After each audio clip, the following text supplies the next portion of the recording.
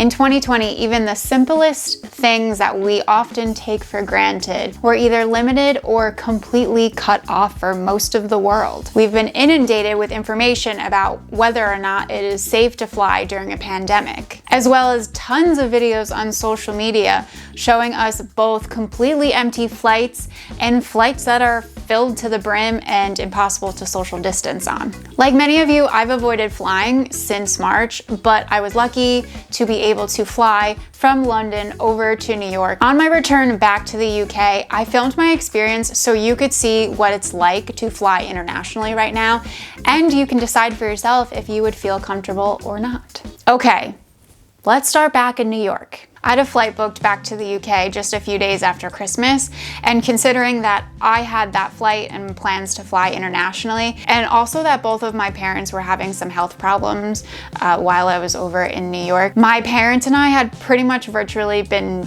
shielding for the couple of weeks before my flight. This would have been boring, except there was 5 days straight of a below deck marathon on Bravo, so I was sorted. Captain Lee, I'll leave my details in the description box. Now, at the time, the UK didn't require me to have a COVID test done before I went back, but I decided to get one done just to be safe and just in case they ended up changing the rules suddenly. I see your nose. Alright, ready? 1, 2, 3. All right, you're done. Thank you. Negative. Woo-hoo. Then it was time to say goodbye to my parents and head to the airport.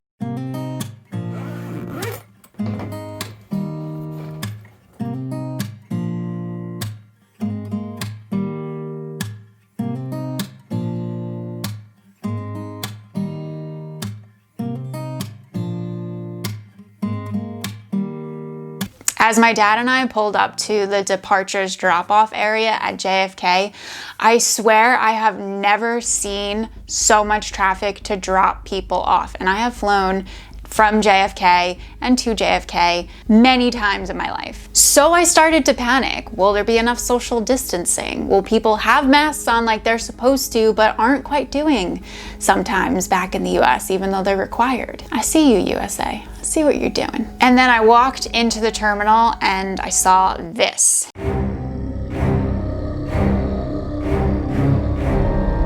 And I was like, I can't. No, I cannot do this. This is, nope, can't do it. But I walked over to my airline's check-in desk and I realized that all of those people online were for domestic Delta flights. And actually, there was not a single person online for my flight. It was so quiet at the desk that I was flying standby. So when I went up to the check-in desk and said that I was flying standby, the woman at the desk was like, "Oh, Jessica," before even looking at my passport. That's how quiet it was. First name basis with an airline. It's not really that cool right now. So I checked in and I had arrived to the airport very, very early to deal with the dreaded TSA. Now I have TSA pre-check because I have global entry. I still usually try to get to JFK pretty early because you just never know even how the pre-check line is going to be. But shockingly, even for non-pre-check people, the line was not very long. And I couldn't film it, of course, but I got through in about 10 minutes. Then I had 2.5 hours to kill. None of the airline lounges were open, which I usually get into with my priority pass. But the airport was so empty, so I just got to my gate early and waited far away from everybody else.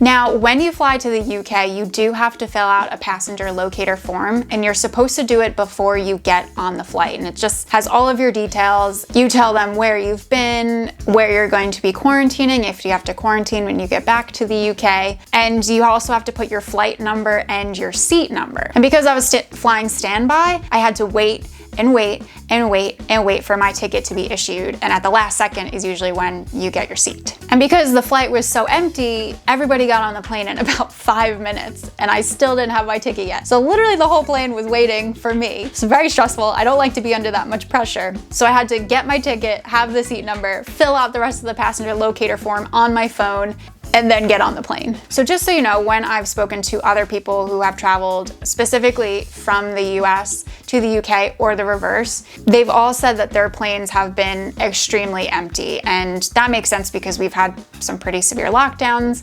lately. So yeah, because the flight was empty, everybody got to space out, but also because I was flying standby, I did get to fly business class. Got to lie flat, baby. With advanced cabin air circulation and air filtration systems that fully replace the air every 2 to 3 minutes and extract more than 99.8 second bars to you. We do recommend that you do replace your mask with a new one every 4 hours. The crew were amazing. Everybody was spaced out. All the safety procedures were done. They had sanitized everything before we got on. And we also got face masks. I personally felt very safe, safer than many other situations I've been in the last few months. And before I knew it, we were descending into Heathrow Airport.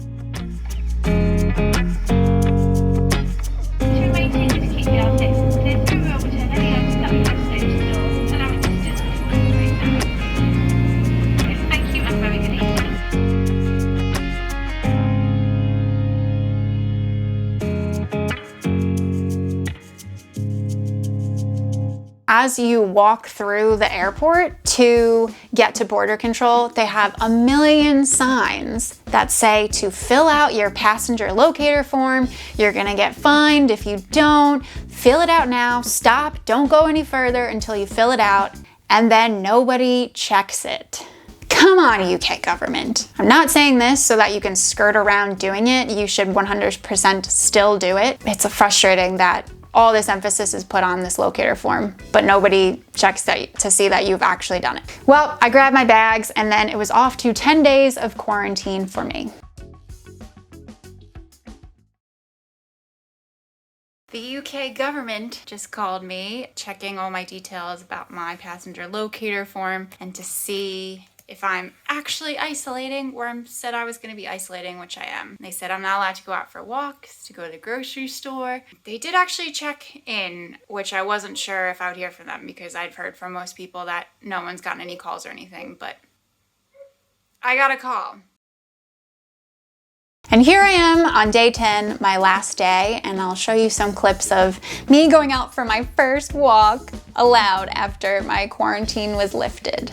Except we're in very major lockdown here, so really the only things I can do now is go for walks and go to the supermarket. Overall, with my flying experience, I felt very comfortable.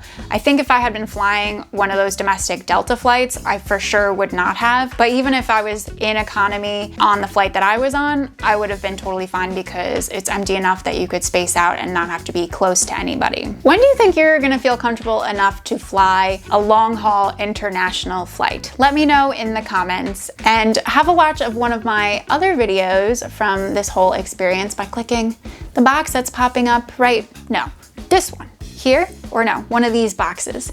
Click one of these boxes to watch one of my other videos next.